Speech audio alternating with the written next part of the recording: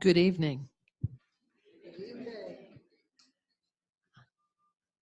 Welcome to Simple Sacred Solutions, a forum on homelessness.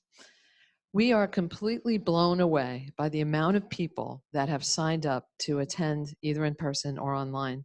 The last we heard about the registration on this event, it was up to 85. So bravo to all of you who have taken your time today for this and to talk about this heartbreaking epidemic in our country and in many parts of the world.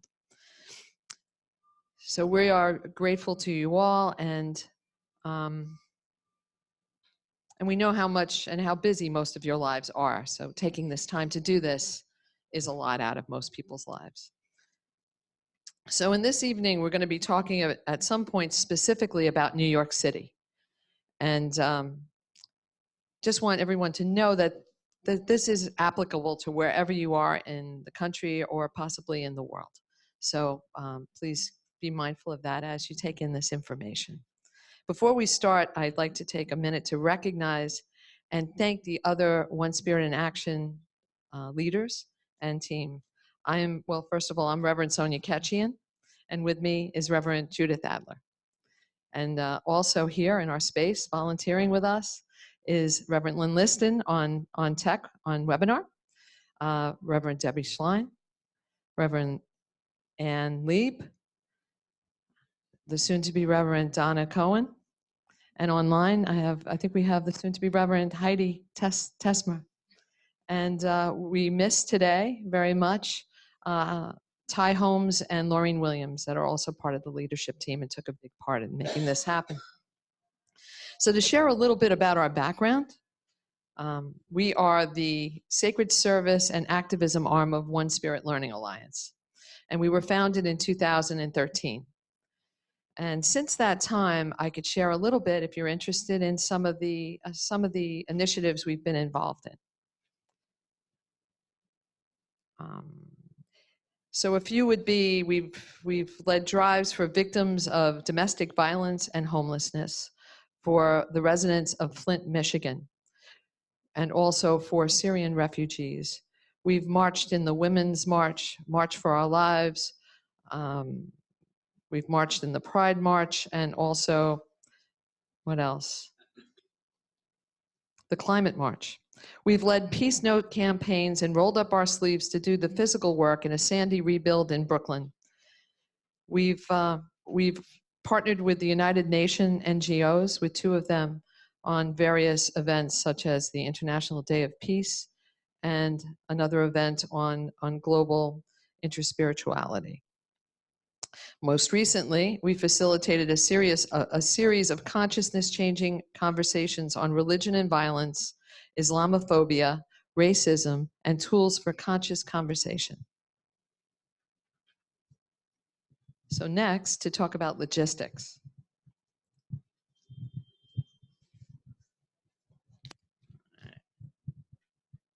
So just a little bit about that this evening. If you would like to share, and there's going to be opportunities for you to share whether you're online or in the room, please raise your hand and somebody will bring a mic to you. If you're online, Lynn Liston will share with you how to go through this process. Lynn, did you go through that with the webinar team folks yet? How to raise their hand? You have? Okay, great. So if you do want to speak and you do grab the mic, please say who you are first, because this event will be recorded. And also make sure you hold it up right up against your mouth like an ice cream cone. Okay, thank you. So I'm going to turn it over now to Reverend Judith Adler.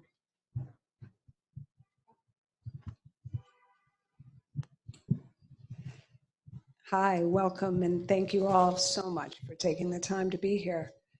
And thank you, Rev Sonia and all the rest of the team that's here. I'm honored to be part of this amazing group and to have together created this forum as the first and hopefully many One Spirit in Action will share with the One Spirit community and beyond. As the world provides challenges of fear, we seek solutions of love. That's the spirit of the evening, an inspiration to learn, grow, and lead by example. So in order to hear from all our generous presenters who've joined us tonight. Please let's keep our questions and comments focused on the bigger picture of education and inspiration. To quote our beloved Rev. Diane Burke, "Blessed are the brief." So please keep our sharing as succinct as possible.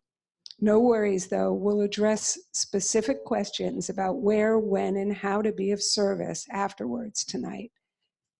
Sorry, and always through the Facebook link and the email and the documents and the quotes that you received tonight. Now, with hope to light sparks that inspire small actions that yield big results, we'd like to introduce our totally awesome moderator, Sister Monica Claire. Sister Monica Claire holds a very special place in all our hearts as a living inspiration of service in action and actions in love. We're honored to call her friend and imagine her a beautiful mashup of childhood sheroes, The Flying Nun, and The Sound of Music's Maria. When Sister Monica says, "Bless your heart," everyone lucky enough to feel her warmth feels blessed. She inspired this evening with her grace and grit, and our prayer is a simple favorite from Anne Lamott: help, thanks, wow. And may this forum inspire others as you inspire us. Okay, now, the details. This is no ordinary nun. Growing up in Georgia, she knew she was meant to become a nun, but real life would have none of it. So off to the Big Apple to get a degree in acting from NYU. Fast forward to 2012.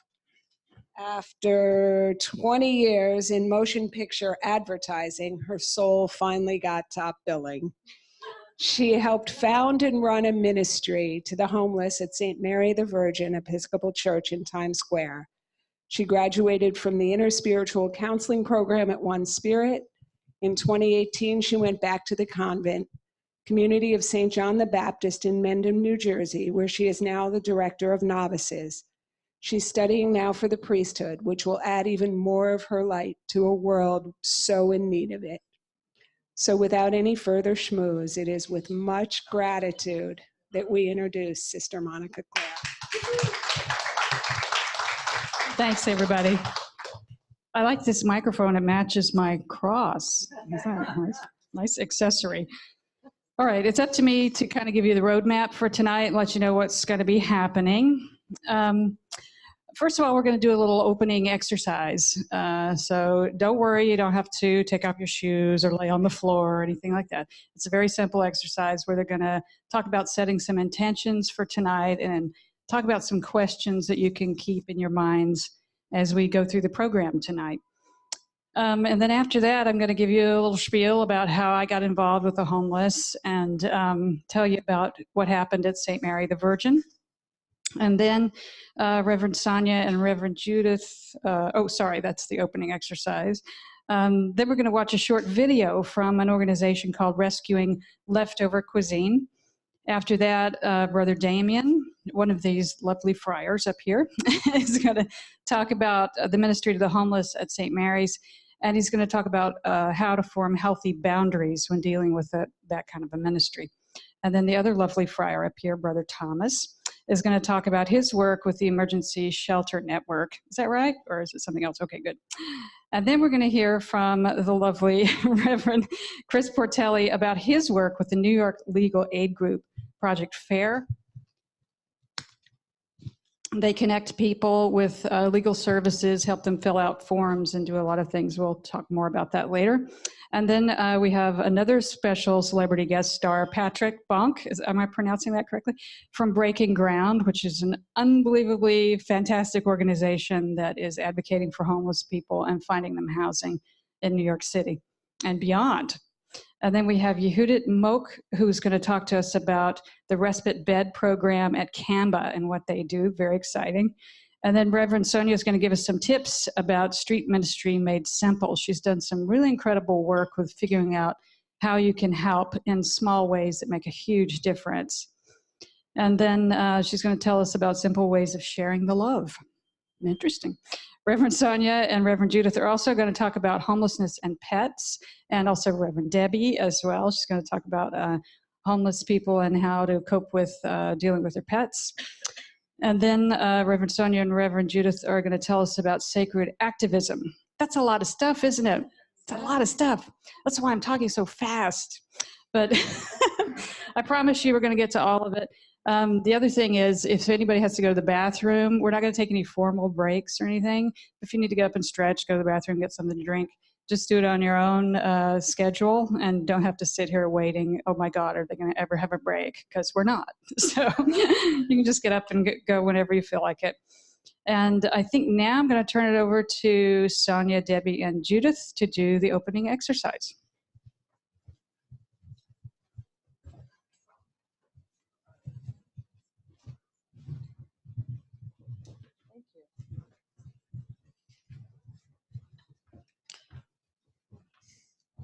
I'll stand. You guys could sit.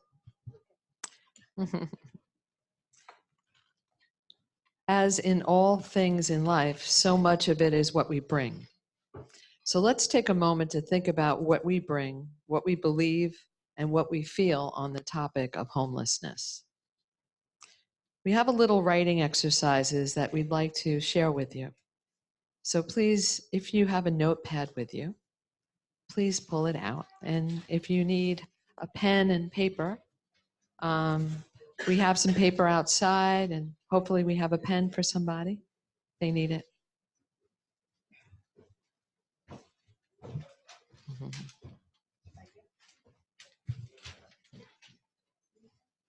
Friends online, please get out your iPads, take your notes.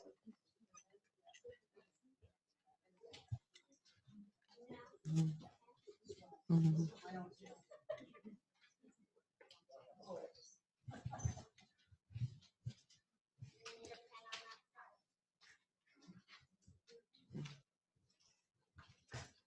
We all settled?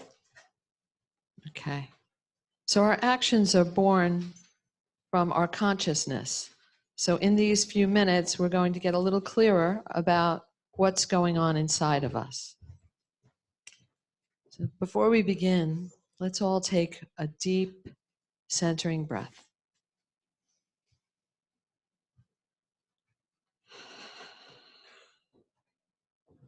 There we go. So I'm going to start with a few questions. All of them I'll ask you to please write down your answers, but in a few of these questions, I'll ask a few people if they'd like to share what they had to say.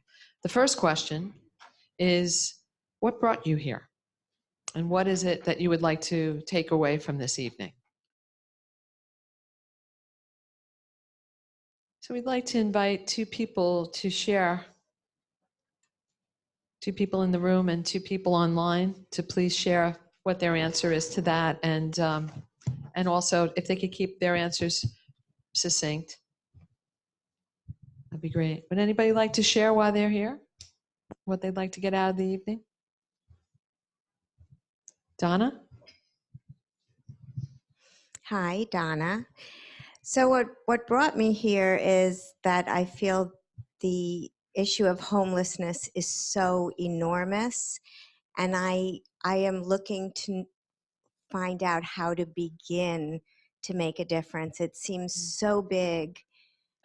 I want to know how to take the first step, which I think being here tonight is that first step. But that's really where my heart is. Thank you. Thank you. How many people feel as Donna feels? All right. Quite a bit of the room. My hands are full, or I would raise my hand as well. Would anybody else like to share? Somebody online? Yes, Elizabeth, you're unmuted now. Wonderful. Thank you, everyone. I'm here because I want hope. I want to learn new ideas about solving this problem, and I want to share those ideas and spread the hope. Thank you. Thanks so much, Elizabeth. Thanks for being here. Anybody else? Okay. We have one more person. One more? Yes, Jack, you're unmuted now. Hi, Jack. Hi. So, yeah, I'm just Can you trying. speak a little louder, Jack? Oh, sure. Sorry about that. Is this good or? Yes, I think we can hear you. Okay. So, yeah, just I also work with One Spirit on the tech side of things, and I just felt a calling to learn more about ways to learn more of what I can do to help in terms of homelessness. There have been ideas presented that I put into practice sometimes now of even something of like if I have a protein bar in my bag to give it to someone who I might see. And yeah, just trying to learn more what I can do in regards to helping communities. Mm. Yeah, thank you. Thank you. So we tend to call that bar ministry here. But it's a useful way to bar ministry to offer something to somebody that might need it and give you an opportunity to have an unconditional connection with another person that people may not be taking the time to connect with. Um, so, next question. What are the reasons you believe create and sustain homelessness? For the next few questions, I'm not going to ask for answers. The invitation's really for you to answer these questions for yourself. What do you feel when you witness homelessness? How does it make you feel? So, what was the name of the person that would like to share? Leslie, who was at the YMCA. Yes, Leslie. Yes. Leslie's her message has come through. So, yes, please go ahead. Leslie says, apologies for my being in a public place, which is my local YMCA in Suffolk County, Long Island. This is where I begin and end my day. There is background noise because I am plugged in within the larger foyer area. I am not entirely comfortable with sharing the extent of my situation because I'm tired of fending off others' emotionality over my situation.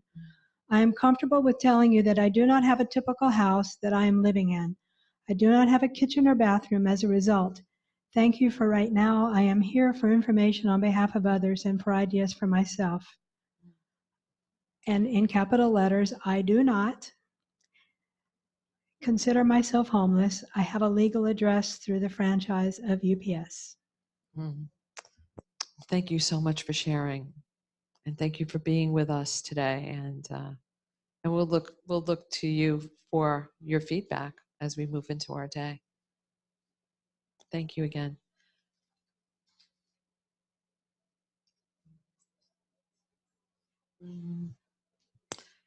So the last question was, what do you feel when you witness homelessness? The next question is, what makes you want to help? And if there's something that stands in your way of helping, what is it? Thank you for everyone going through this exercise with us, and please keep these notes with you as we move into this deepening event. And we'll come back to another exercise in the end and see what shifts happen within us and our perception. Thank you. Thanks, everyone. Thank you. Oh, and I give you Sister Monica Claire. Very smooth, very smooth. Thanks.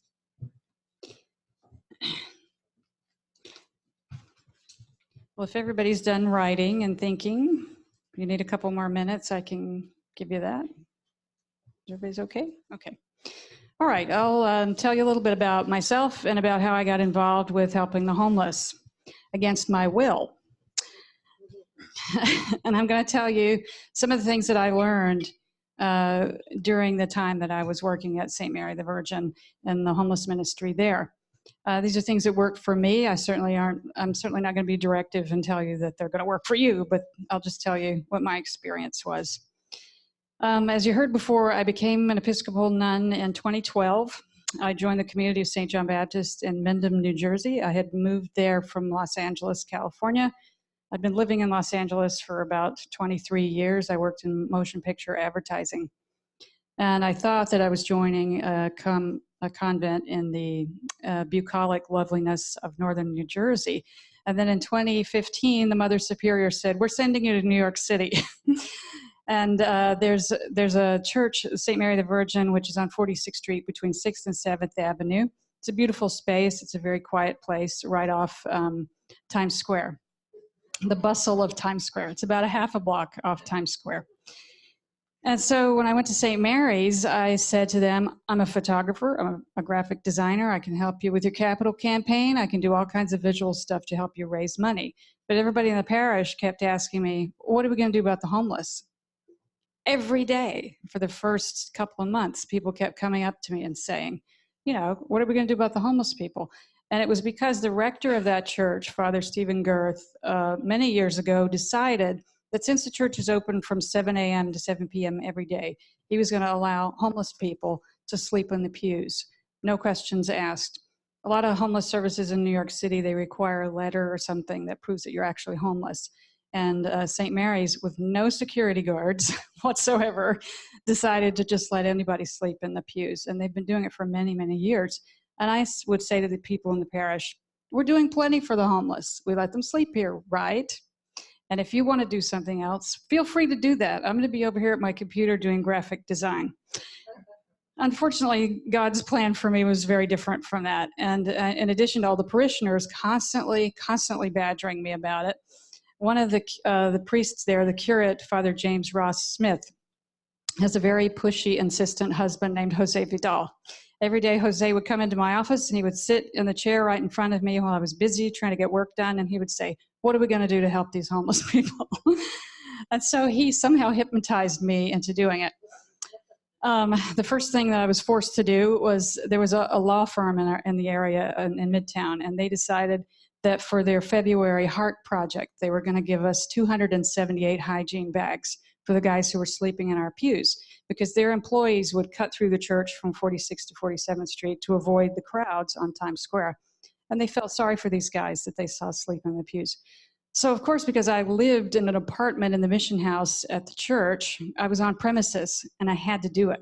It had to be me because I was living with an 83-year-old nun who didn't want anything to do with this. So I said, fine, I'll hand out these hygiene bags. And I was so terrified of homeless people because I had lived in New York City for 3 years when I went to NYU in the 80s, when New York City was recovering from bankruptcy, and it was pretty much a cracked in, the whole city. And also because it was deeply triggering for me because my father was a drug addict and alcoholic. He was in and out of homelessness, jail, mental institutions, you name it, all of his adult life. And he was a scary person to me. He was seriously mentally ill and he was seriously addicted. So these guys were reminding me of all that childhood trauma. Also, I myself had been homeless for an entire semester at NYU because I showed up one year and couldn't afford housing. I didn't sleep on the streets, but I stayed with friends and slept on dorm room floors and did whatever I could until I could get a job and get a place to live.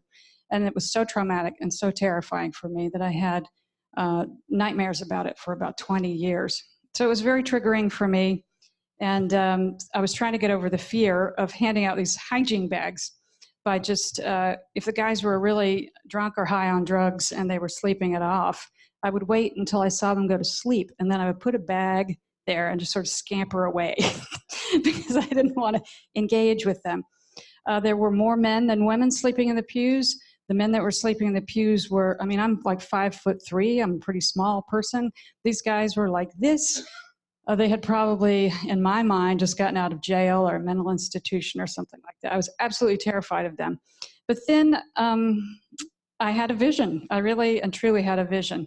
I was standing up at the altar before noonday prayer, and I was looking down at the homeless guys because I was thinking, great, it's a feast day. I have to hand out these bags again. And I was watching them sleep. I was looking out, it's a vast church, very dark, looking out from the altar, and I was watching the guys sleep. There were about 40 of them because it was in the middle of winter. And I saw them as little children. I saw them as they had been when they were little kids taking a nap at school or a nap at home or something. And my heart burst open. That was the vision that I had, was my heart bursting open. And I looked up and said, fine, God. Oh, fine, I'll do something. Just use me to help them, but please don't let me get killed. And so, so from there, things started happening really, really fast. I started talking to the guys when I handed out the hygiene bags to them. They were absolutely grateful and humble and some of the nicest people I've ever met. They shared what little they had with each other and would give me advice about how to help them. So I started doing what I learned in marketing, market research. I asked them what they needed. And they said, well, you know what? One of them said to me, you could get fat as a homeless person in New York City. There's plenty of food. What we don't have is clothes. Because they told me that they would wear one outfit and they would carry one outfit in their backpack. And when one outfit got dirty, they would throw it away because they didn't have any place to wash it. So they were wearing pretty much disposable outfits. So we put a thing in the church bulletin and we said, can people please donate clothing? Well, long story short, within 3 years, we went from a couple of garbage bags full of clothing in the foyer of the mission house to a room bigger than this room, which looks like a store, which has tables and shelves, and people can come in for 2 hours once a week to the drop-in day. They can pick out as much as they want, no questions asked. They can get a cup of coffee and something to eat, a little snack. And we've soon realized after we got that room set up and started doing drop-in days once a month that we were creating a community for these people. Nobody talked to them. Nobody asked them their names on the street. But when they came into our place, they could make friends. They could exchange information with people. They could meet with these miraculous, wonderful people from Project Fair and from Breaking Ground who took the time, social workers who took their time to come to those things and connect these people with services. So it grew into something that I could never have imagined. And I hope I don't cry when I'm saying, I'm from Georgia, so, you know, we cry in church. But, but I hope I don't cry when I say this. But right before I was transferred back to New Jersey, I was talking to a couple of homeless people during one of our drop-in days. And I was talking about Breaking Ground. I was talking about the Bowery Mission and places like that. And I said, you know, Bowery Mission and Breaking Ground and the Holy Apostles Soup Kitchen, those are the best things in the whole city. And two of them said to me, this is the best thing in the whole city. And I couldn't believe it. I felt like such a fraud because I did not want to get into that ministry at all. I had not had any inspiration to do it. And yet the Spirit forced me to do it. And it was the greatest thing I've ever done in my life. And the friends that I made there among the homeless, among the volunteers, connecting with various agencies throughout the city, the guys who do security in Times Square, shake their hand when you go past these Times Square security guards. They're incredible. They take care of people on a level that you could never imagine. Every homeless person in Times Square, the security guys know their name. They know where they came from. So I'll tell you a little bit about what happened after the ministry got going. It got into a really good full swing, and then I was transferred back to New Jersey, and through a series of incredibly bizarre coincidences, my friends from San Francisco, these two Franciscan friars in the Episcopal Church, were called to St. Mary's, and they took over the ministry, and they've taken it beyond anything I could have ever imagined. So it was a great lesson about letting go. Now I live in Mendham, New Jersey. I'm the novice director. I live in the country. I drive a car. You know, I'm not doing urban ministry anymore, but my heart is still certainly with that ministry, and I'm eternally grateful to everybody who helped with it.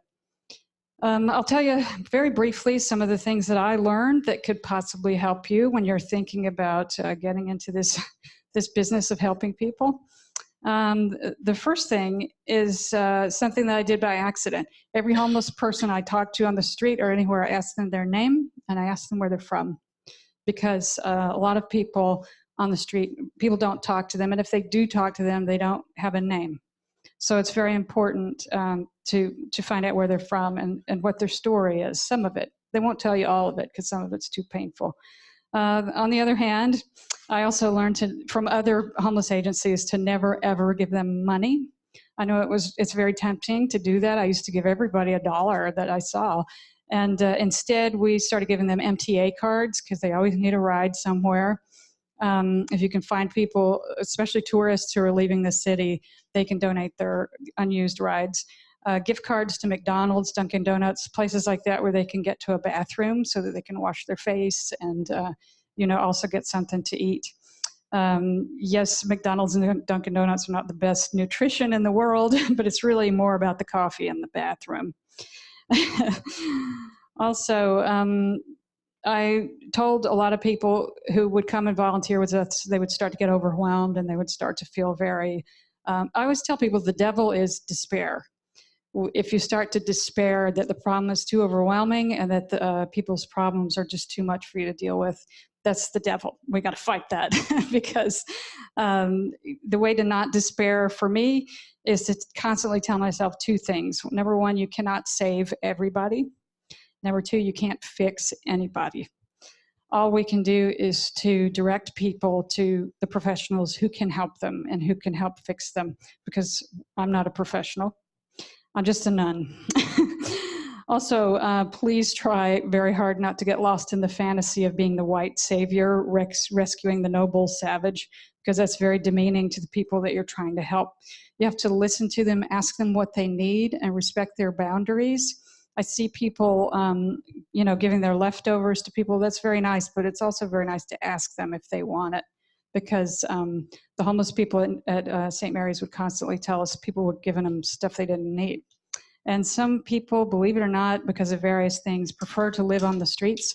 So you can't rescue them and force them to take housing. Some people have that boundary, and then we have to respect it. Also, if you ever start or run a homeless ministry, remember that your ministry isn't just the homeless, it's also to your volunteers and to your donors. One thing I tried never to do was to say no when people were donating things. If people were bringing us stuff that we didn't necessarily think we were going to use, I would say, thanks so much. And I would just donate it to somebody, some other organization, or I would take it to very discreetly to the dumpster if we couldn't get rid of it. But because we were ministering to people who were bringing us stuff, some people were cleaning out their loved one's home after they had passed away. And that was really important for them to get through their grieving process. And last but not least, there's a lot of human trafficking that goes on with homeless people. If you volunteer at any place, if you work among the homeless on the street, please try to educate yourself about what human trafficking looks like, because the homeless are especially vulnerable.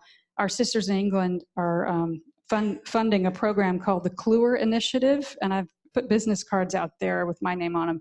If you want to get in touch with me about the Kluwer Initiative and to trafficking initiatives here in the United States, please let me know. It's very important to fight that as well. And I think without any further ado, we'll get on to the rest of the program. If you have any questions for me, please feel free to email me or call me. I'm an introvert, so I prefer emails, sorry. But if you want to call me, if you're an extrovert, that's fine too. And now we're going to look at a video from Rescuing Leftover Cuisine, which is quite a mouthful, but it's a great organization. It's very much connected with One Spirit, and they do incredible work. They're a national nonprofit food rescue organization operating in 16 cities. They provide solutions to prevent excess wholesome cuisine from being wasted. There's your healthy food right there. They approach food waste in several ways, one of them by identifying homeless shelters in needy communities and proactively finding restaurants, hotels, and catering companies with excess food in the vicinity that could help support disadvantaged communities. And they also leverage technology to facilitate identification and handling of excess food. And they aim to eliminate food waste and bring excessive food where it's most needed. And now we'll watch their video. If you've ever been to New York City, you've probably wondered why there's so much trash everywhere. What you probably haven't wondered is if you can eat it.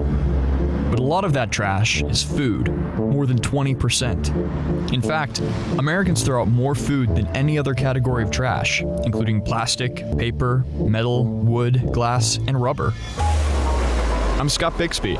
I'm fascinated by cities and the people fighting to make them better. Today, I'm visiting the man who wants to use leftovers to save the planet.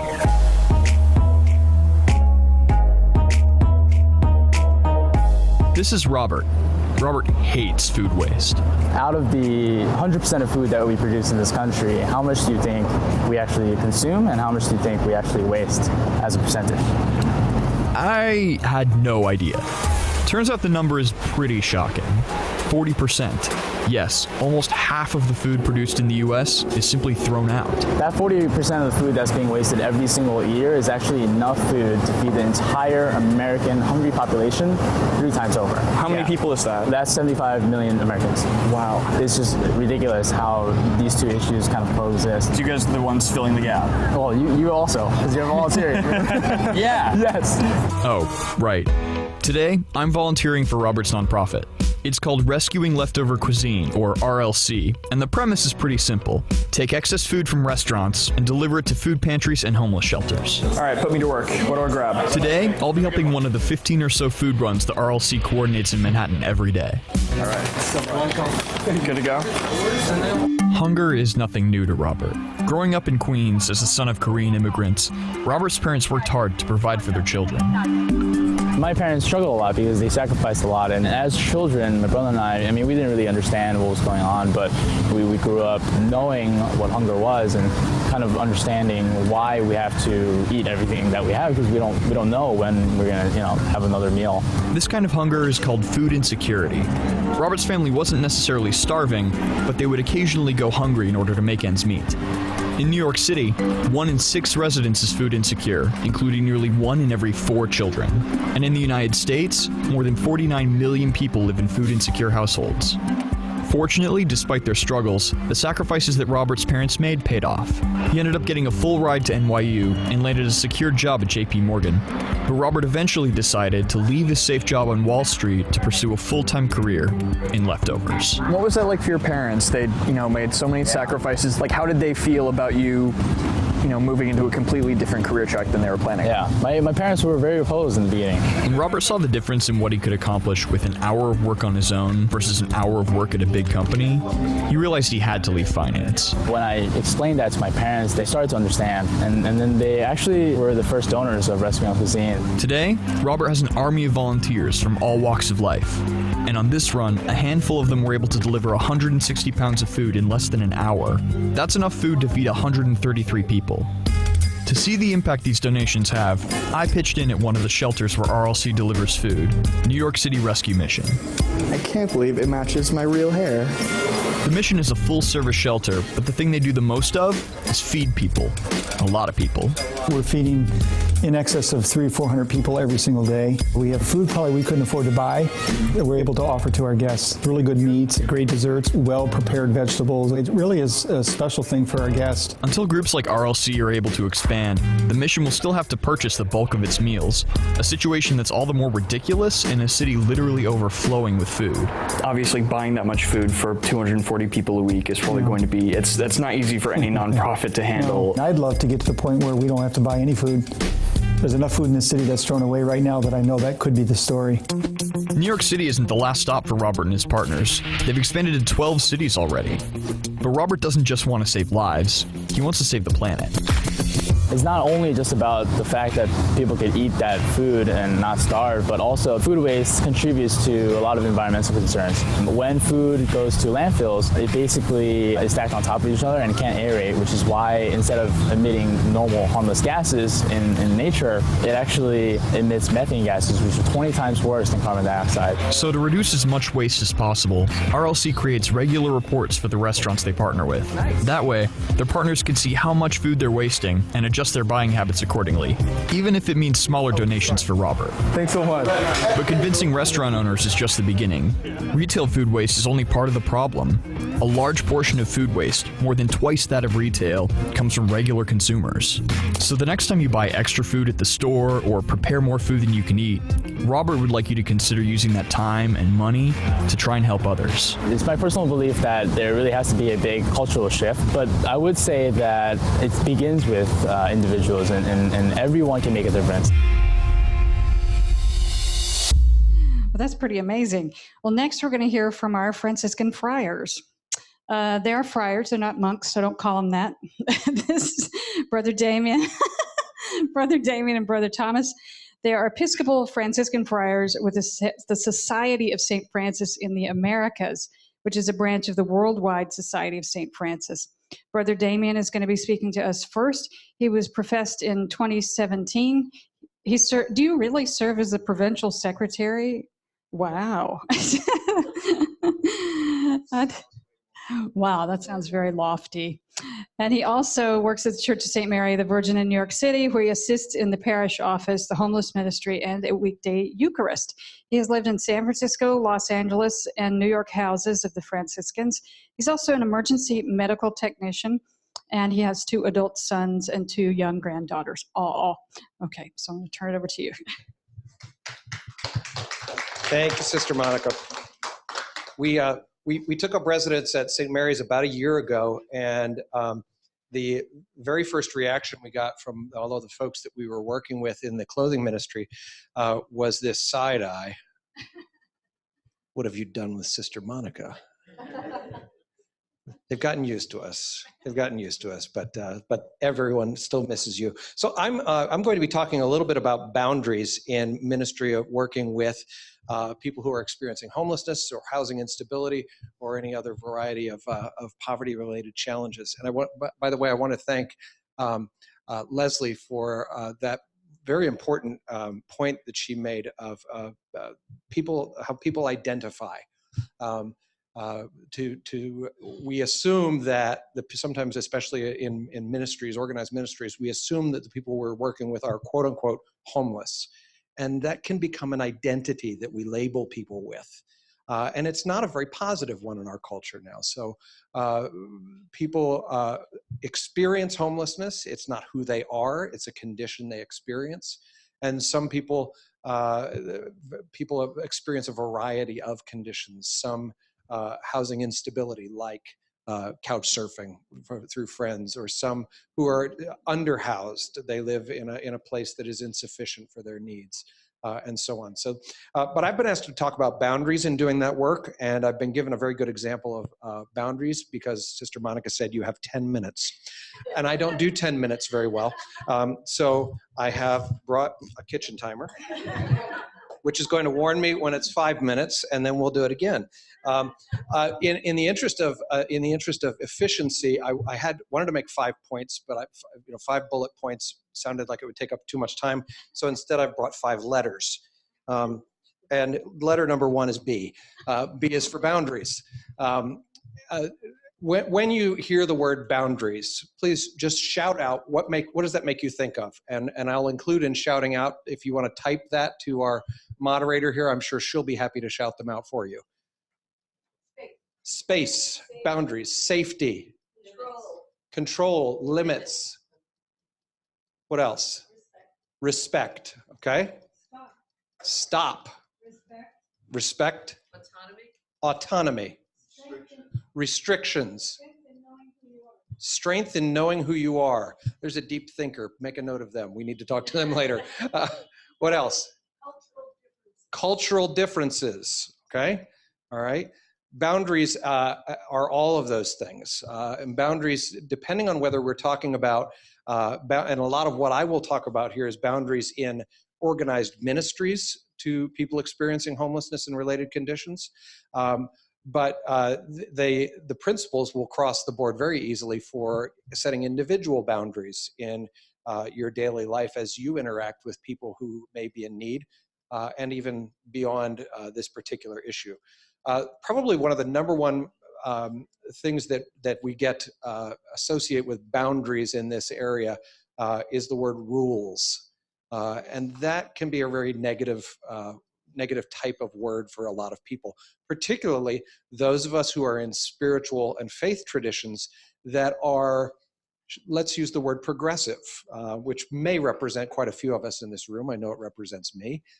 We bristle a little bit about rules because rules have been used in a lot of faith communities to do harm to people. Let's be frank. And so the temptation in working in this kind of ministry is to say, okay, there are no rules. There are, and by the way, there's great place for the phrase that Sister Monica used several times, no questions asked. But there are also times, and one of the things that we've stepped into at St. Mary's because of what Sister Monica and our wonderful volunteers at St. Mary's have done, is we've stepped into a ministry that's growing and is now no longer able to operate without rules. And so we're having to go through this process of setting new boundaries and making new rules that we never knew we'd have to make. So the next letter, since I don't have time for headings, is a Y. Isn't it lovely? I'm thinking of wearing it. It goes with my habit. Y stands for why, actually. Why boundaries? Why are boundaries important? And this is really kind of the main point that I want to make. And then we'll talk a little bit about how we make boundaries. And it was actually Judith who, in a conversation that we had about this topic at our clothing ministry, that was kind of led up to my invitation. So I'm grateful for that. As I mentioned, it's really tempting for us to, can this go here? It's sacred. Trust me, I've had it blessed. Not really. It is tempting, as I said, to never say no to anything. But there are really good reasons why we need to say no to things. Let's start selfish, shall we? If we never say no to things, what happens to us? Yeah, we burn out, we run out of resources. Our resources are limited, whether as a ministry, whether as a church, as a local faith community, as individuals. We only have just so much. We're very fortunate at St. Mary's that people keep bringing, we fill up 2 giant laundry bins with donations at least once a week. We have additional financial contributions that go to buying dozens and dozens of clean underwear, socks, t-shirts every month. And so we have a lot of resources, and we have, even better than the room this big is another space about this big where we can store extra stuff that, you know, it's just amazing. But our resources aren't unlimited.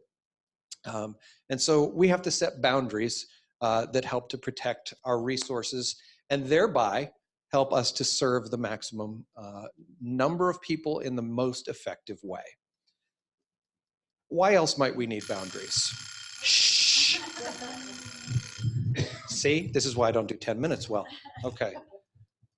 The other reasons that we might need boundaries are for safety. I've heard wonderful stories about wonderful people who have done things that turned out so wonderfully that they never should have done. Having a stranger move into your home because they needed a place to be tonight is probably not a good boundary. It may work out wonderfully and you'll be saintly, but the thing about saints is they're all dead. And so setting boundaries for safety not only sets boundaries to protect us, but it also protects all of those that we're serving. We're having to make a very difficult boundary that we're still trying to figure out exactly how to do it. Our clothing room is in the basement, and it's down some really steep, rickety stairs. And some of the people we serve have significant mobility problems. And we're going to have to set a boundary and stop them from coming downstairs. We don't know how we're going to do that yet, because what we don't want to do is say, sorry, we can't help you anymore. But what we know we need to say is, we can't risk your safety coming down these stairs. And so we need to find a way to set that boundary. Boundaries also are very good for the people we serve. If anyone ever tells you they know what causes homelessness, they haven't understood it yet. Because if there are 1 million people experiencing homelessness, and there are many more than 1 million, then there are 1 million stories and reasons why people have those experiences. And so we see people with a wide variety of needs, and a significant portion of those, as we know, that we see and that we minister to, and who find themselves without resources, experience some very difficult circumstances like addiction, circumstances like severe mental health. And in order to navigate the system that can best help them, or the systems that can best help them, they're going to have to learn to play by some rules. And if we're the nice guys and always say yes, they're going to like us. But we're not going to be the maximum help that we can possibly be to them by simply allowing people to not have rules, to not have boundaries, to not need structure. Structure is one of the things that people living outside of an ordinary housing situation need most, because it's very lacking for them. And so those boundaries can be very, very valuable for that as well. So I'm going to run out of time way too fast. So we're moving on to a new letter. We're moving on to a new letter, and the new letter is C. No. C is for cookie, but C is out of turn here. I'm sorry, C has to wait because first is F. And we want to talk right now about effective boundaries and how effective boundaries work. The first one is an F because effective boundaries need to be fair. And I could also have used an R for this, but there wasn't one on the shelf. And so F is for fair or R for reasonable. Boundaries are not a way to simply say no because we don't feel like doing something. Boundaries are for a reason. Now, sometimes when you're working within a ministry context, the reason is because that's the rule somebody else made and I don't have the right to break it. But if we set unreasonable rules and unreasonable boundaries, like for example, you may have one sock, that's not helpful. And you're going to damage the ability of your organization, of your ministry, of yourself to make meaningful change because you're not operating in a fair and reasonable way. So what I like to ask myself about all my boundaries is, why is this boundary here? Not just why boundaries generally, but why is this boundary here? What's my reason for this boundary? What does it accomplish for my safety, for their safety, for the maximum benefit, for the maximum number of people, or whatever the case is that this specific boundary is accomplishing? So good boundaries need to be fair or reasonable. Now it's time for Mr. C. C is for cookie, but C is also for concrete. Boundaries need to be concrete. I need to know where my lines are. If I say to a real estate agent, yes, my property line is somewhere over in that general area, that's not very useful. And similarly, if I say to people who are coming to our clothing ministry, don't take too much stuff, that's not a helpful boundary because no one knows whether they're meeting that boundary or not. And trust me, people who are working within services and have been for a long time are accustomed to limits. They're accustomed to, and one of the things that I find most moving so over and over and over again are people who will say, no, I can't possibly take two of those. Someone else must need one. But not everyone will do that. And so we need to set concrete boundaries and we need to say exactly what we expect. No, I'm sorry. I will not take you down to the clothing room when it's not open. That's not something we do. No, I'm sorry. You can't stay till 4:15. Everyone has to leave at 4 because, here's the F, because I've promised my volunteers that we will end on time so they can get on with the next thing that they have to do. So boundaries need to be concrete as well. The next letter is, dear, it's here somewhere. The next, chicken, no. Sorry, I was at the dollar store and that's for the dog. But the next letter is very brief and it is also a C. And this letter C is that for boundaries that need to be consistent. And it really is not, it's really hard to overstate how important it is for us to be consistent in the boundaries we set. If I say to someone this week, I absolutely will not give anybody money. I'm sorry, there's no cash, can't happen. Next week, I say, oh, okay, just this once. They now don't know what to expect of me. They don't know where the boundary is. And if you happen to be an F, Myers-Briggs people, if you happen to be an F, you've just done something very feeling negative to them because now every time you say no, they're going to wonder what they did wrong this time that didn't get the result that they got last time. Okay? So boundaries need to be very consistent. You can't say, all right, this will never happen except for this person over here. You can't say, all right, we'll let you get away with this once, but then you can't. So consistent boundaries are always going to be the boundaries that are most fair as well. So that's boundaries in 10 minutes and slight violation. All of these are huge topics, and our intent is simply to give you the briefest introduction to some very important things to think about as you work with these, with a population that will change your life if you let them. Sister Monica. Thank you so much. I hope the dog enjoys the chicken. Franciscans, they always have pets, you know. Our next speaker is Brother Thomas, who sent me a very modest bio, which I kind of expanded a little bit. Brother Thomas joined the Society of St. Francis in 2016. He's a native Californian. He is training to be a spiritual director while active in the ministries of the Church of St. Mary the Virgin. He's a writer and an artist with extensive experience in youth ministry and international missions. He is also currently studying iconography with the resident iconographer at St. Mary's. Extremely talented artist. So this is Brother Thomas.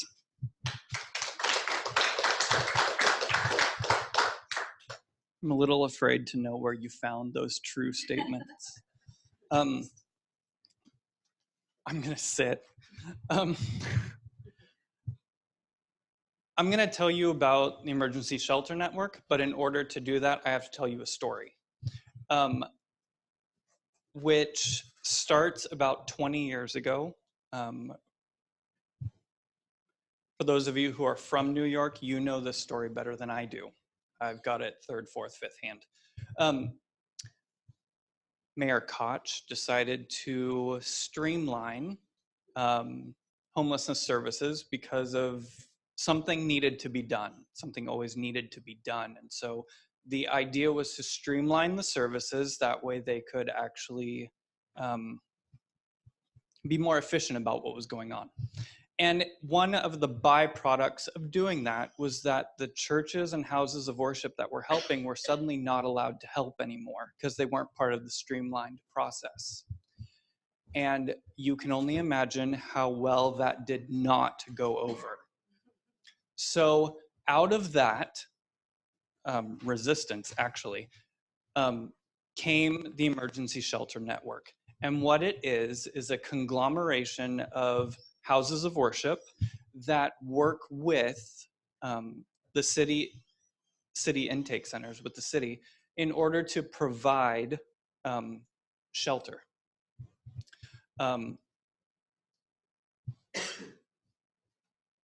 What ESN actually does as a nonprofit is make sure that what the churches need, they are receiving, and what the city needs from the churches, they are also receiving. So it's this liaison work,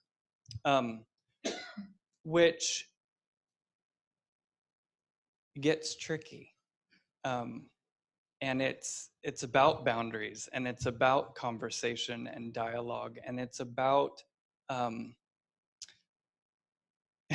scheduling. Dear Lord, is it about scheduling?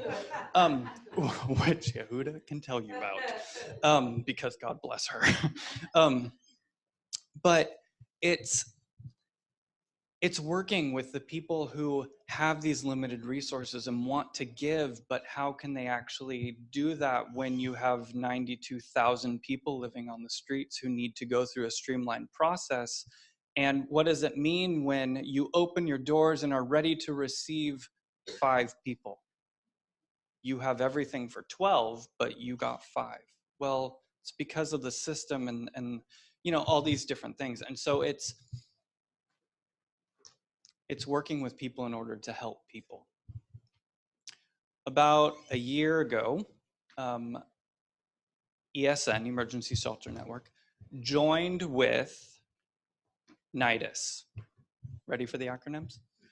New York Disaster Interfaith Services. And to tell you about them, I have to tell you another story. Out of 9/11 came New York Disaster Interfaith Services. It became this group of people started looking around after everything that was going on, the people who, the disaster that had happened, the services that people were receiving. They started to look around and realize that there were gap services. Cities and organizations were able to do housing and food, but clothing wasn't working out, or aftercare, or chaplaincy. There were different things that they realized were falling through the cracks. And so NIDIS started doing those gap services and understanding that the actual arc of trauma takes about 6 years before people start to feel like they can actually enter back into some semblance of life again. It's never going to be what it was before the event, but at least that arc starts to close where they can enter back in. So the people at NIDIS started looking at Emergency Shelter Network and said, what happens if we put these two things together? Because if the goal of a disaster preparedness group is to build disaster resilient neighborhoods, you are only as resilient as your most fragile component, your most fragile person in your neighborhood. How can you be resilient when you have people in your neighborhood who don't even know where they're sleeping, where they're getting food, how to care for their basic needs simply because of the world that they're in? Therefore, those neighborhoods are suddenly not resilient at all. So they started to view the challenges of homelessness as what they're terming the slow-moving disaster. What happens if we start to look at homelessness and challenges surrounding homelessness the same way we look at 9/11? Because suddenly the whole world jumped in and gave housing and gave water and gave all these things. But because the disaster of how people experience housing instability and being unsheltered is so slow that it becomes normalized. And we don't see it as a disaster anymore. So starting to change the language and starting to change the conversation about it is why a group of houses of worship and a disaster preparedness organization have started to work together. What they also created is a very long road to travel, because in order to change the vocabulary and the way people think about something, takes a long time. But it has to start with how we actually think about it, how we talk about it, how we are willing to step into that space. People who are experiencing homelessness and are unsheltered are actually reliving trauma over and over and over and over and over again, to the point where they get to the point where they don't even know how to not be in that anymore. That actually makes the arc of recovery longer. People in social services will tell you that half of the challenge of getting people rehoused is to teach them how to be in houses again, teach them how to live with people again, teach them how to be in society that for a decade told them they weren't worthy of being a part of it. That's trauma, that's a disaster. It's just slow moving. Yes, I'll eat the mic, sorry. So that's a little bit about, that is the very tip of the iceberg for Emergency Shelter Network, but that's what it is. If you, your houses of worship, are interested in becoming part of that, the website that's on that sheet, Reggie, will actually help you be able to talk through that and what that looks like. So yeah, thank you.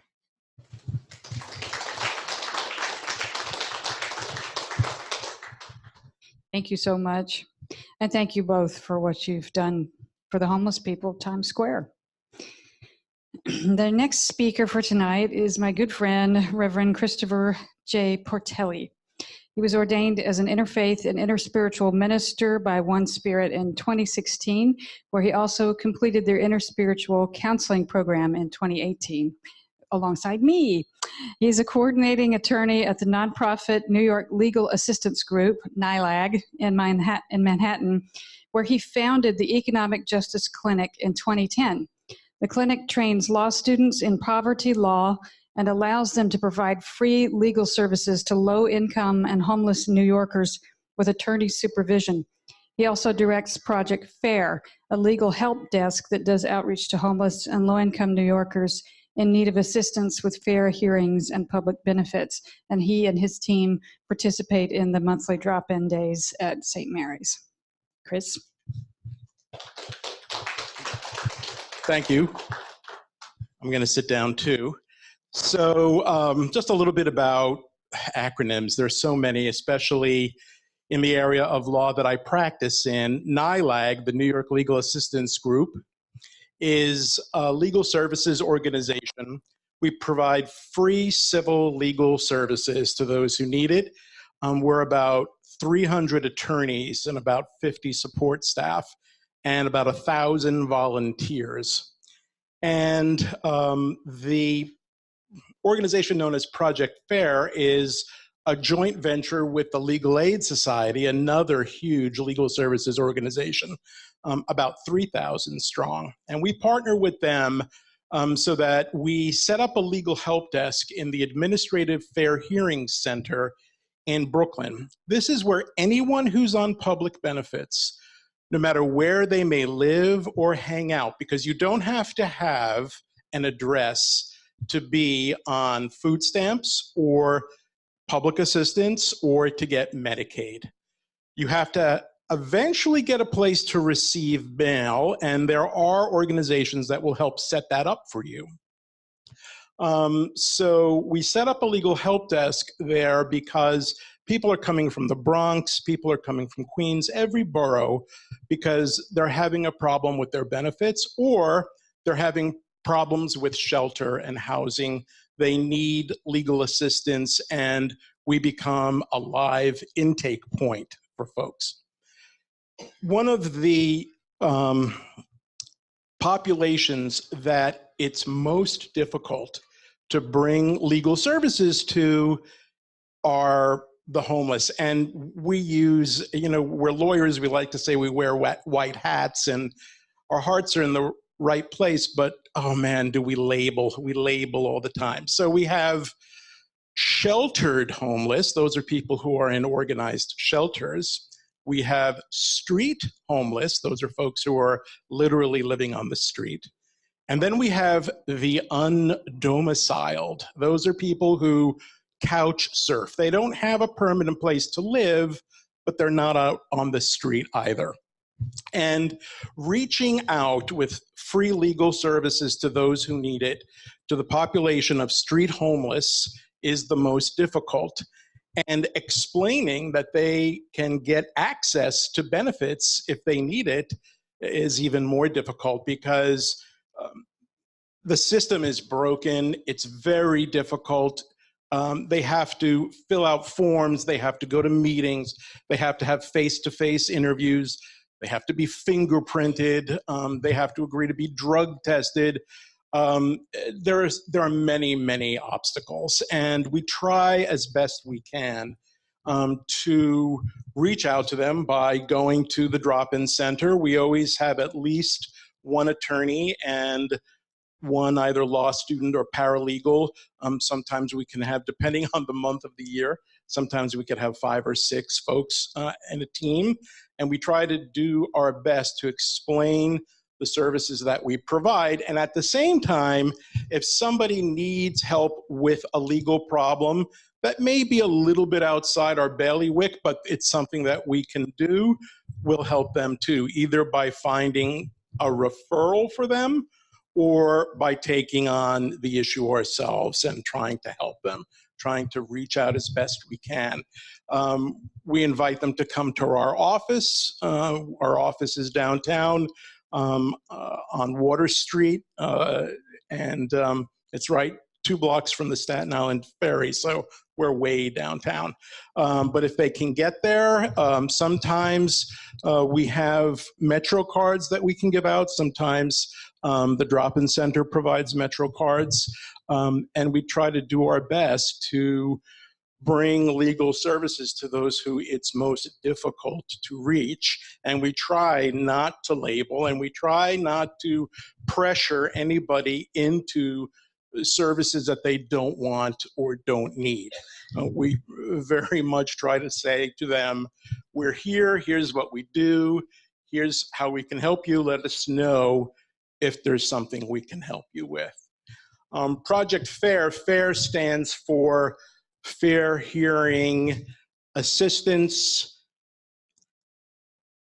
now totally blanking out, information and referral, fair hearing assistance, information and referral. And the state allowed us in to set up this legal help desk at the Fair Hearing Center because so many people were showing up there not understanding their rights. So it's very much a place where we also do know your rights and outreach about what it is folks can access in terms of benefits and legal services. And when I met Sister Monica, oh, I'm so dry all of a sudden.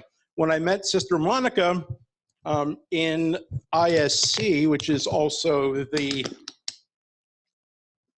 interspiritual counseling program, we started talking about her homeless ministry, and we started talking about what it is Project FAIR did, and we thought, oh, wow, this is truly a great match. Let's see if it can work. And now with the brothers there welcoming us, we've been doing it for just over a year, so it's been great. And so that's Project FAIR, and that's what we do. And if you know people who are in need of help, especially free civil legal services, I'll put some flyers out back and some of my cards, and please don't hesitate to drop me an email or give me a call, and we'd be happy to help. Thank you.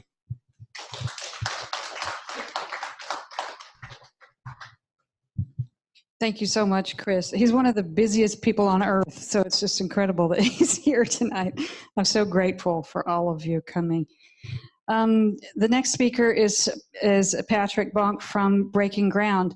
And I like to tell people I go around preaching the gospel of Breaking Ground everywhere I go. It is an absolutely miraculous, amazing organization. And they are really, really getting at the roots of homelessness and really helping on a deeper level than has been done in the whole history of homelessness, I think. And I'll let him tell you a little bit more about the organization than I can. But thank you so much for being here.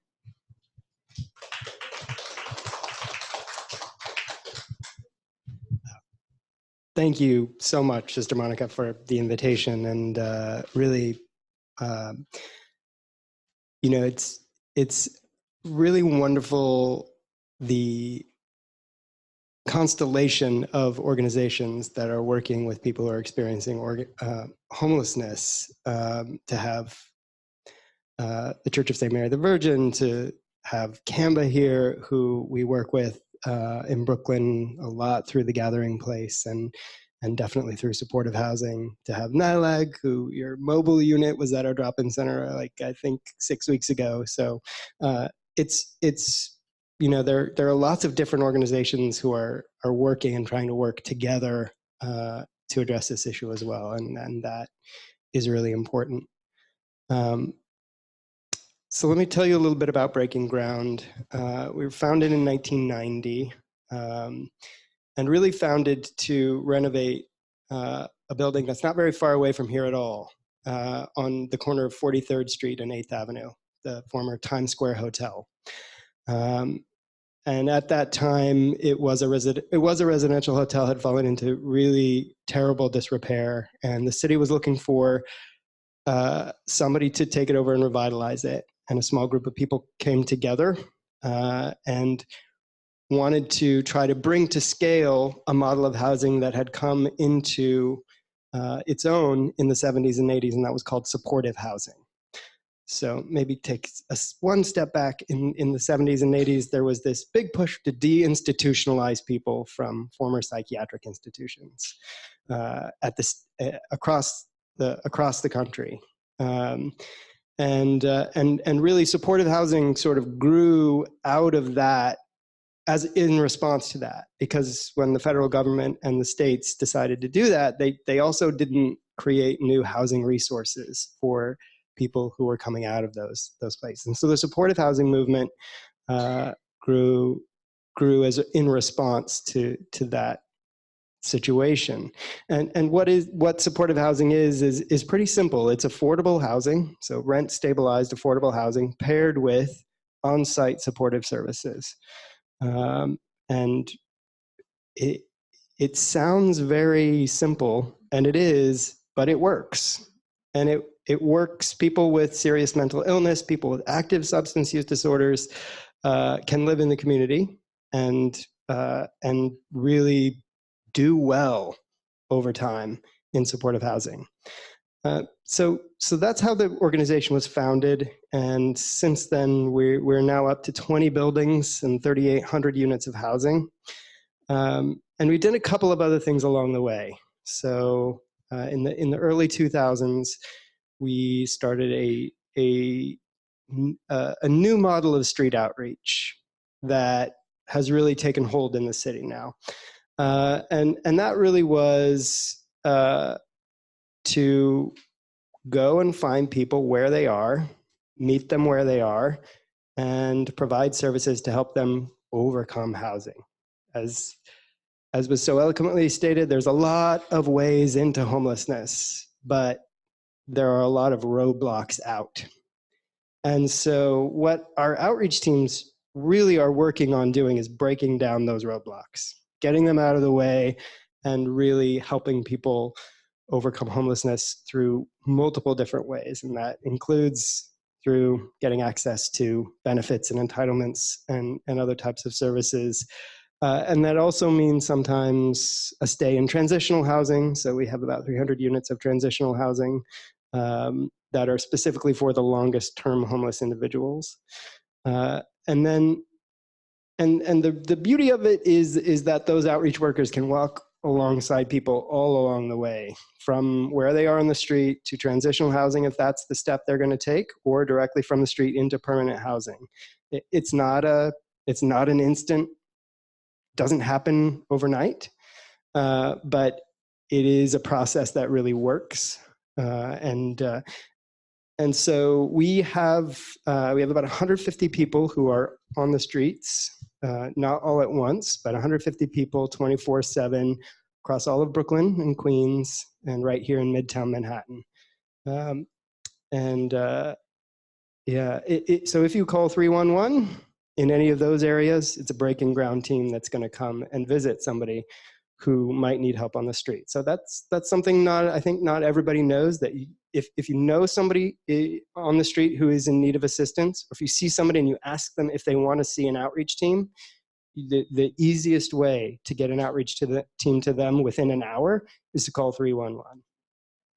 And the city has contracted outreach teams in all areas of the city. So again, we're in Brooklyn and Queens and in Midtown. Our partners, CUCS, are all the way uptown above 110th Street.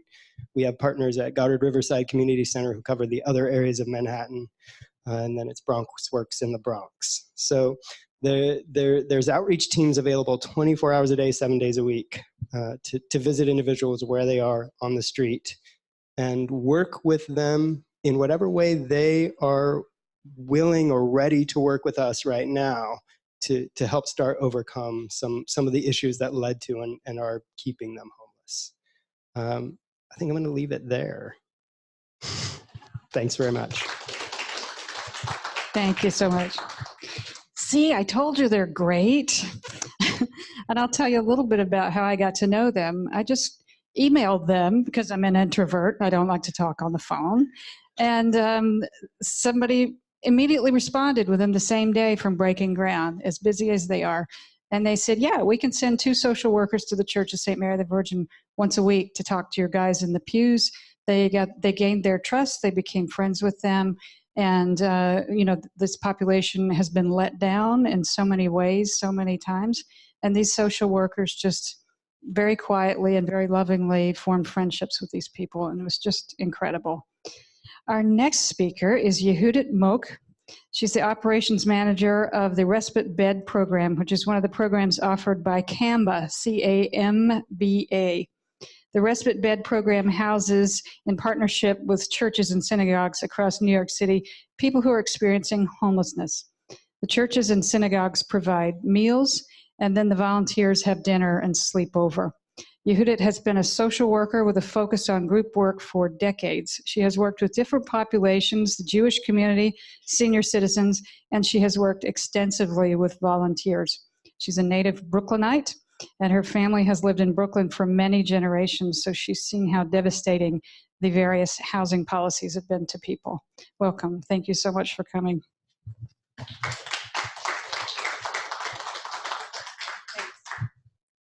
So I don't have any fun show and tells, but I have some really poorly printed brochures if you'd like some after. So I say I am a puzzle maker, that we need to balance the needs of the participants, of the guests, and of the volunteers. Because as you made reference to, if you have a team of volunteers, if you have a couple of people cooking, or maybe a whole family cooking, and then you have a couple of people serving dinner, and they get there and there are only a few guests, people can be very frustrated by that. And they're puzzled because, after all, walking down the streets of New York right now, we're seeing more and more people on the streets who are experiencing street homelessness. I do want to say something about the wording, that you'll hear that most of us we're saying people who are experiencing homelessness. I want to emphasize the point about not seeing people just in terms of this one aspect. They are not homeless. For short, it is an easier phrase to say, but that people have all their many different parts, and that sometimes this is lost. We have a broken but wonderful and horrible system, I would say, here in New York. And we have over 60,000 people who are in the shelter system, and something around 6,000 people who are on the streets at this point. Pop quiz, who's the major group who are in the shelter system? Children, over 23,000 children, and then primarily their mothers, primarily single mothers. So that's one whole thread of the shelter system. And they are moved pretty quickly, is the goal, to not as big as this room, not a big apartment, but little rooms. There are of apartments. And so that's one whole thread. And then the other whole stream is for single adults. In the single adult shelter system, there are shelters. The city subcontracts a lot with different organizations. We in Breaking Ground are partner sister organizations under the umbrella of ESN. CAMBA is a large Brooklyn-based social service agency that is very much about empowering people in different, and works in different areas. But in part is trying to help people avoid homelessness. So giving financial training to people, giving legal representation. I whispered to Chris, don't you have a waiting list? Because I'm sorry to say, CAMBA has a very big waiting list for people who are trying to avoid eviction. We have a big problem in Brooklyn, Queens, wherever else, of scam, of fraudulent stealing people's homes from them, of that, on that level of tricking people out of their homes, people who own homes, and that's in particular prey on. No, there's a lot of financial prey on older people. So that's one whole issue. And then when people become homeless, if we can help them avoid becoming homeless, giving them support at that point to move back to permanent housing. So in this single adult system, there are shelters for people who are what's called MICA, mentally ill and chemically addicted, people who have long-term mental issues and who also have chemical addictions. Many of those are self-medicating, of people who have struggled with different issues. We have a system where people's needs aren't being met. We have young people, you mentioned trauma, Father Tom, that there's so much trauma experienced, that so many people have been abused. There's the official figure is something between 30 and 40% of people in the shelter system were abused. I would say we're talking more like 90%, that everyone has some story of trauma and so many things that have triggered and re-traumatized them. So there are special shelters for people with those particular needs. And then that leads to supportive housing, where it might be something as simple as somebody giving them their meds every day. You know, no one is forced to take med, but just handing them their meds, scheduling, you know, figuring out personally. I said to the case manager where I work yesterday, I said, I wish I had a case manager. I'm a cancer survivor, and it took me 2 hours to make one appointment. And I had been switched around to 10 different, you know, and you know, I think I have the skills to do this, and it's such a challenge. And that is something in the shelter system, that they have client care people who will help with making medical appointments, who will go with people who need medical appointments. So there are a lot of different services in shelters. It's easy to rag on the shelters and say what's wrong. There are case managers. In order to get housing, everybody needs what's called a housing packet, which is a sheath of papers like this. You know, most people who are experiencing homelessness have lost a lot of their papers, so they have to get all those papers, and they haven't been, you know, having medical care, so getting people on track for those kind of services they need in terms of that. So that's another part in the system. And so particular subgroups I want to mention are the elderly and the young, in particular, the LGBTQ young. Estimated that something over majority of the kids who are being kicked out because of their identities, who end up in the shelter system. And then if you want to hear more later about with seniors, I was a director of a senior center and worked in that world for a long time, that there is wonderful affordable housing for seniors in this city. And there is also good rent control, protection of seniors. It's very hard to get seniors kicked out of their apartments compared to anybody else, but none of it is enough. And, you know, with the transformation in the neighborhood, so those are two particularly vulnerable populations that are overrepresented in the shelter system. So the respite bed program, the drop-in center, is this tiny little sliver in this big system. And it's for people who, for a variety of reasons, choose not to be in a traditional shelter. And instead, they come to a drop-in center. When you come into a drop-in center, you do not get a bed. New York City, again, if you want to hear more about this, has what's called the right to shelter, that someone can get a shelter, can get a bed that night. They show up, they get a bed. But in a drop-in center, you don't get a bed. You just get a chair. In some places, you get 2 chairs. At the gathering place, you get 1 chair. So go to break it. No. We have a lot of wonderful things, but it happens that our space is in downstairs, and the fire department will not let us give people 2 chairs because they say if they had a fire and people had their feet up, that would take longer for them to get out.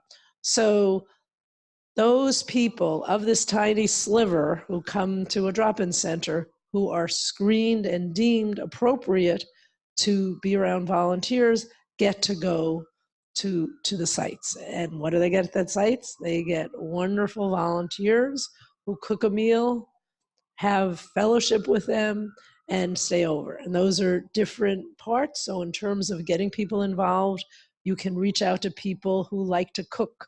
You can reach out to people who like to serve a meal. You can reach out to people who the hardest sell is always getting people to stay overnight. It's in a separate room, and they get to sleep. Some people think if you're there overnight, you have to be guarding them all night. No, you get to sleep. You get up early, you go off on your way by 6 a.m. And this is it's a wonderful network of that different organizations have in the different boroughs. CAMBA is primarily Brooklyn-based, but we do also have sites in Queens and in Manhattan. And since we're in Manhattan, I will say that one site that has an amazing array of programs for people experiencing homelessness is Crossroads at St. Bartholomew's Church. And Erin Lynn, you can talk to her about her experience there. It is a respite site for women. And unlike all of the other sites Cam was involved in where people cook the meals, there you get meals from some of the finest hotels and restaurants in New York. And in a few of our sites, we have green programs where you're eating on regular dishes and the volunteers wash the dishes. We use a green system for our linen so that we're not using so much water. And though we in our program we have a monthly blast when I give these little brochures out. If anyone is interested, you can just get our blast. If you know of any congregations, we're always looking for congregations that want to partner with sites that we have. It's a lot of good-hearted people only think of the homeless during the winter. In order to get supportive housing, people have to be in the program all year, until they get housing.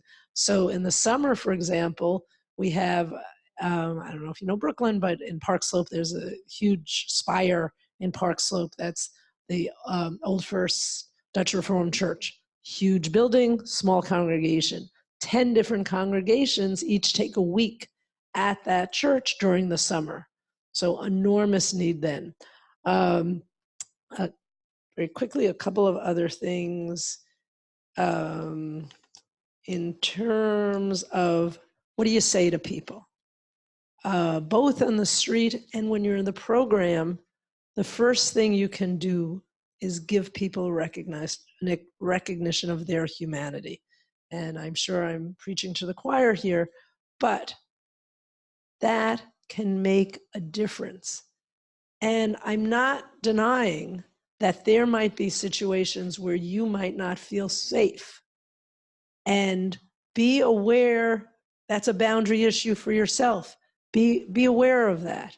But in general, to approach someone and say hello, making eye contact or not. For some people, they don't want to make eye contact. But for other people, you're saying hello and making eye contact might be the only time that day that somebody says that to them. And that can make a difference. Is that the solution? No, of course not.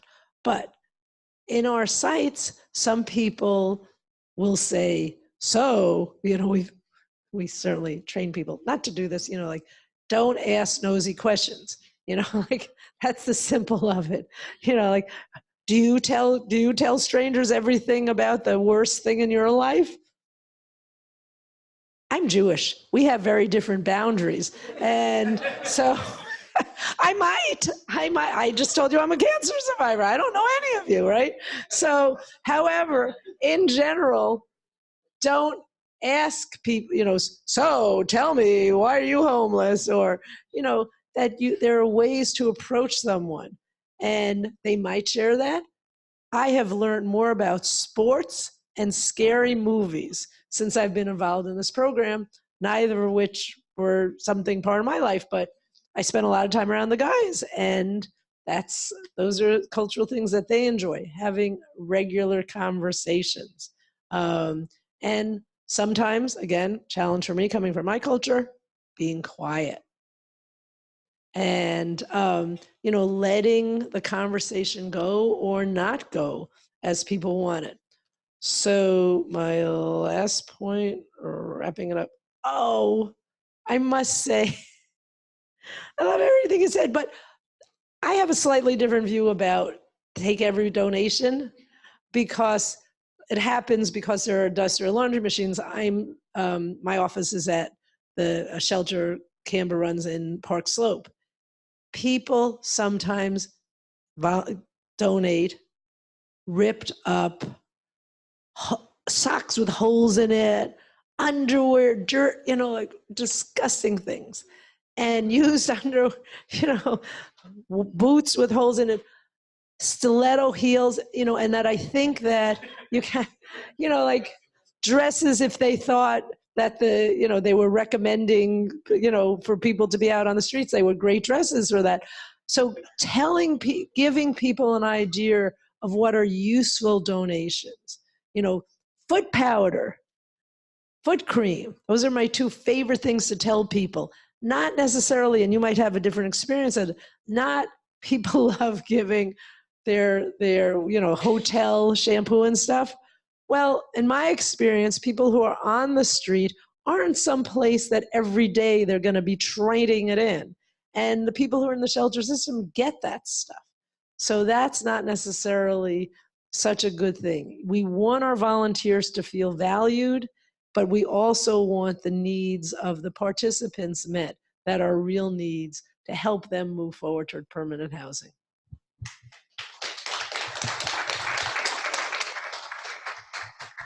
Thank you so much. And thank you all for coming. I'm just so grateful to hear from all of you and see your wonderful faces out there trying to save the world. I think our next thing is going to be Reverend Sonia. She's going to be doing a video presentation about street ministry made simple. Oh, and here's Judith too. She's going to do it too. Okay. Join us. Oh, okay. Let's see, this is still on. All right.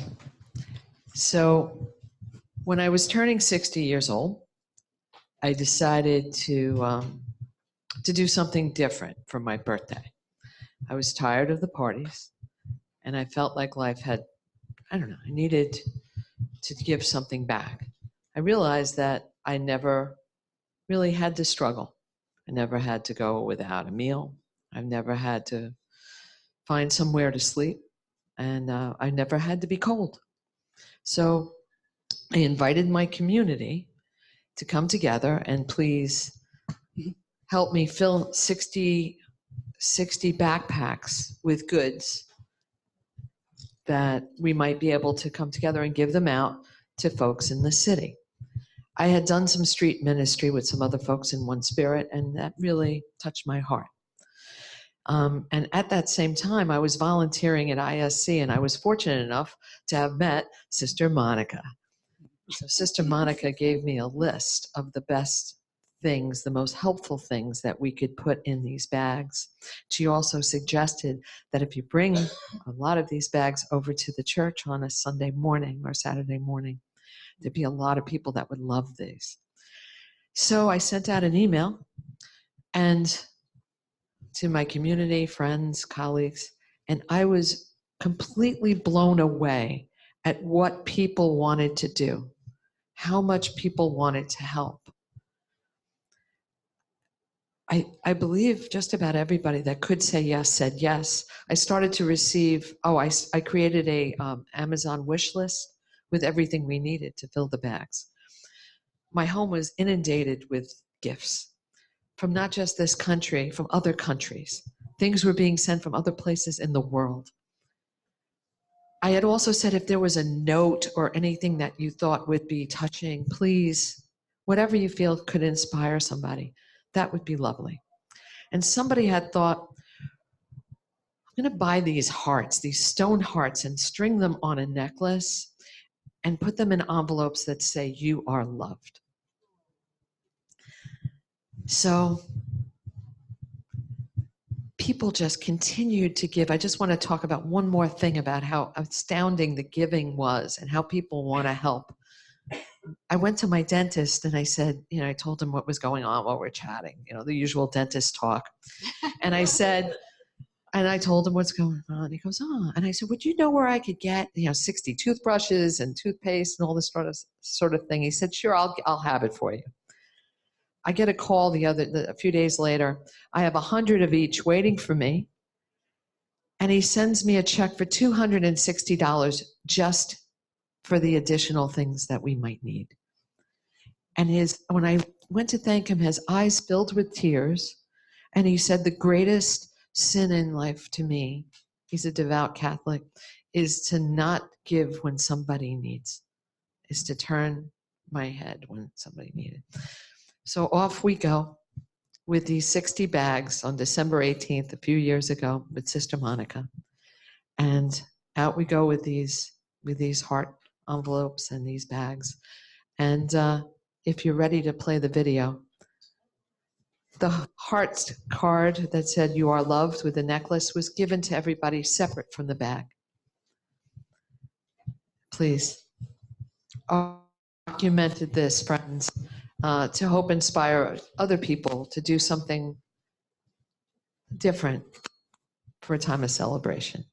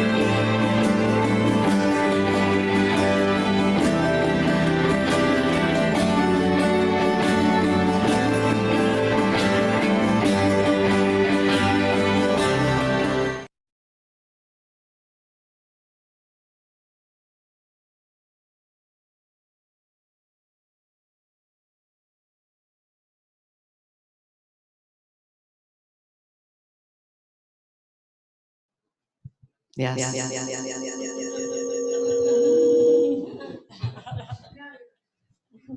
I just want to give reference to the photographer who took that day to volunteer to share this, Jessica Mahadi. There's so many ways to give. I just want to show one last thing. I know we're running out of time. Very short. This is what I'm doing these days. I carry this in my bag. I keep a pair of glasses. Thank you. Thank you. So I keep a little go bag. And this is something I suggest you guys could do, whatever speaks to you. But what I always try to include, as I've referenced from Sister Monica, is a street sheet. I usually keep a little Dunkin' Donuts gift card for a few dollars or whatever amount. And I've been keeping glasses because I know I can't see. And to give somebody the street sheet and for them not to be able to see it, I have reading glasses now that I give out. And what else? And oh yes, you are loved. Thank you. You also have a card in there for the Holy Apostles Soup Kitchen. Holy Apostles Soup Kitchen. So the street sheet could be downloaded. You We're can going to post contact. links to the ministry, to the Power Bar ministry, and to the Sharing the Love. We're going to post links to that, and would like to invite everyone to become part of the discussion. Email One Spirit in Action and we'll give you answers to any of your questions I'll be able to answer. Thank you, everyone. So, Sonia, I just wanted to say this particular, the legs that this Sharing the Love ministry has had have been amazing. And some of the things that you've told me have come of it. So the idea of sharing the link to this and this concept with people, we all reach a point in our lives where we just want to get rid of stuff, where we don't necessarily want more stuff coming into our lives. So the idea of letting someone, people that love you, honor you by honoring others and sharing your love was an amazing concept, and something we'd love to inspire people to share that concept. And like I said, all of this will be posted on the Zoom link. You can email us, and on the paper that you got today, the one, with a link to our document. We do have one presentation left, and that is the one for the homelessness and pets. And Reverend Debbie is going to talk to us a little bit about that.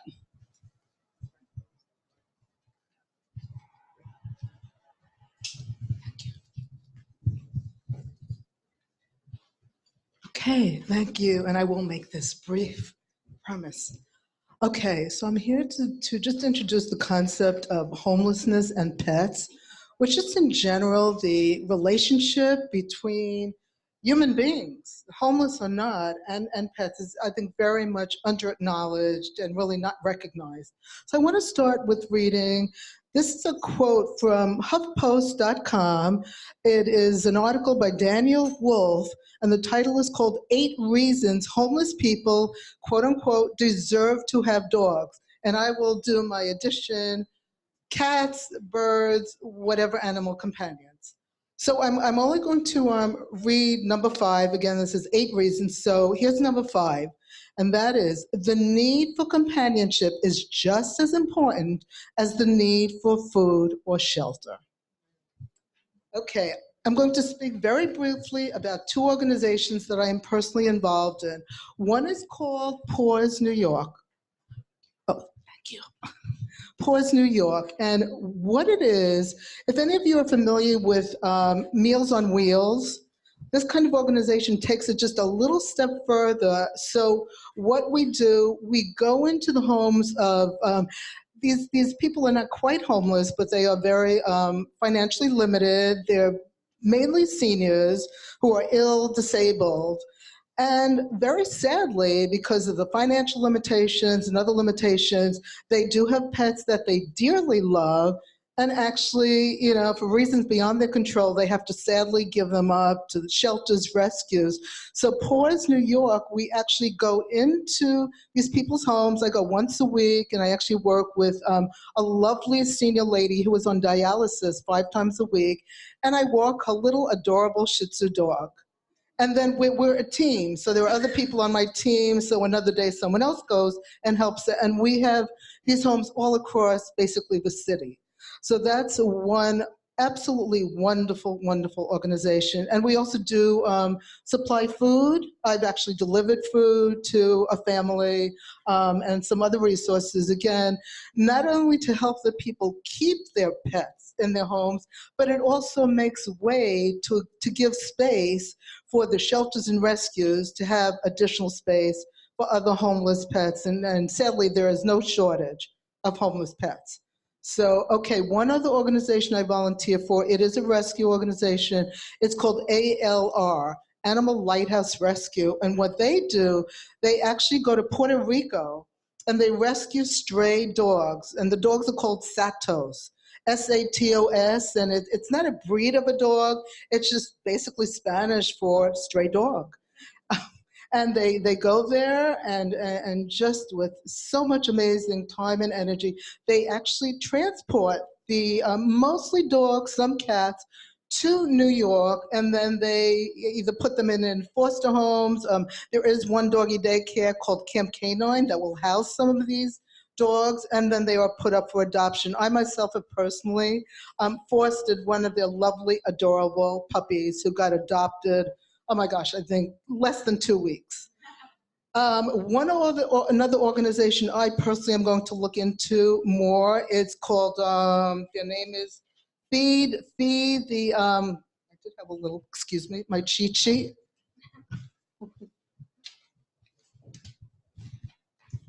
Okay, it's called, okay, it's a pet, okay, it's called Pets of the Homeless. So with this, okay, yes.